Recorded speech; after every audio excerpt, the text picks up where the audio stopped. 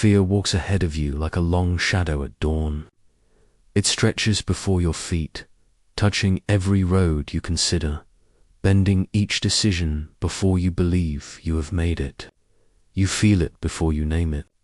In the pause before speaking, in the hesitation before choosing, in the quiet urge to delay what matters most. This is not panic.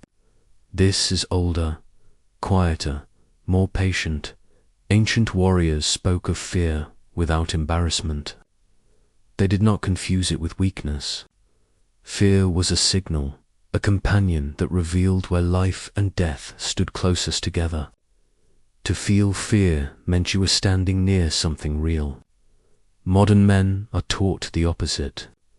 You are trained to drown fear in productivity, to laugh it away, to stay busy enough that you never have to sit still long enough to feel it breathe. Noise replaces courage. Motion replaces clarity. The danger is not fear itself. The danger is unnamed fear. Fear that hides behind responsibility, politeness, and reason. When fear remains unseen, it begins to decide for you. Your world grows smaller. Your risks become theoretical. Your life feels safe, but somehow unfinished. So the question waits, heavy and unavoidable.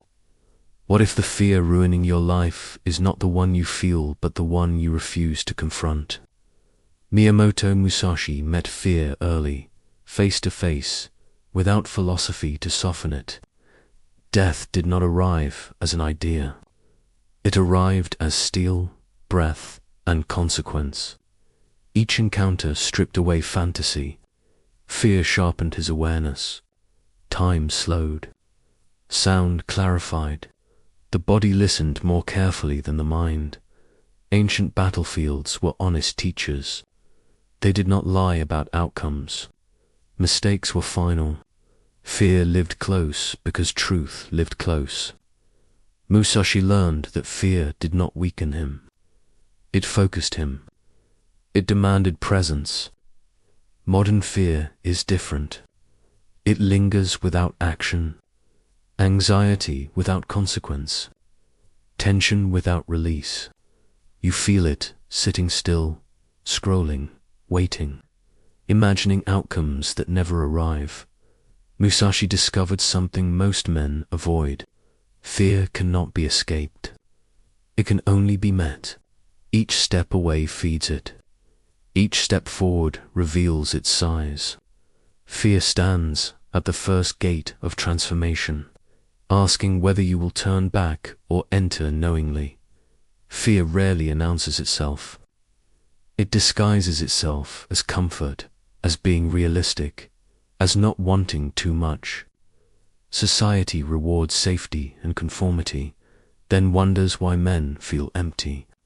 Lives are slowly reduced to what feels manageable. Dreams are trimmed until they no longer threaten anything. Ancient fear was immediate. Hunger, weather, enemies. Modern fear is psychological, invisible, persistent. It whispers rather than strikes. Avoidance becomes a habit. Each time you choose comfort over confrontation, something inside you weakens quietly. Identity erodes without ceremony. You stop choosing and begin justifying. Fear becomes the invisible decision-maker. It chooses where you live, what you attempt, who you become. You call it logic. It is not. It is fear left unchallenged. And what is left unchallenged does not remain neutral. It takes control. Musashi never tried to remove fear. He understood the danger of that fantasy. Fearlessness is a modern performance sold loudly to distracted men. Ancient wisdom knew fear sharpened perception.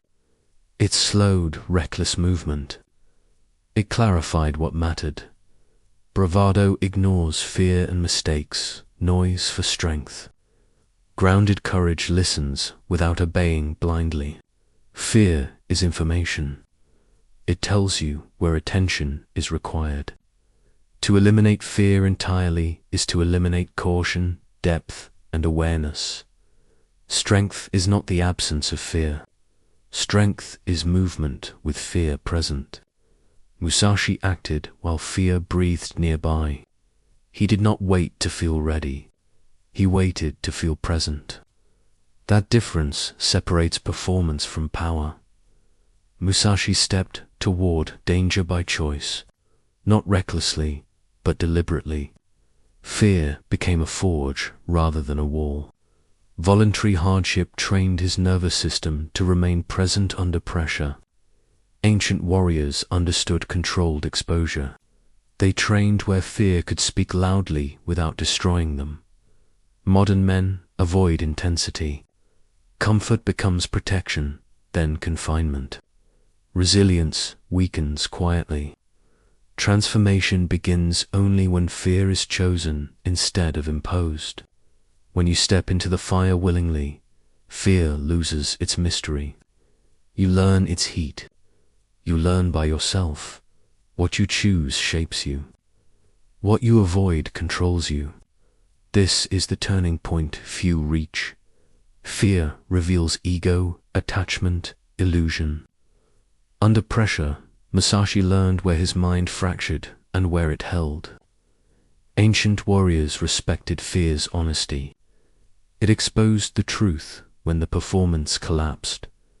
Modern culture silences discomfort. Noise replaces listening. Fear muted becomes confusion. Fear observed becomes clarity. It refines judgment. It sharpens presence. Growth only occurs where fear speaks clearly, and you remain to hear it. The teacher waits where you hesitate most, in moments of lethal threat.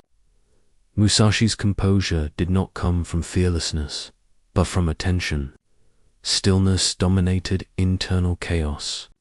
Fear loses its grip when observed calmly. Modern reactivity reveals fragile identity. Panic replaces presence. The warrior controls breath before action. Stillness stores force. Calm outweighs loud confidence. Authority emerges without display in the storm. The quiet center prevails.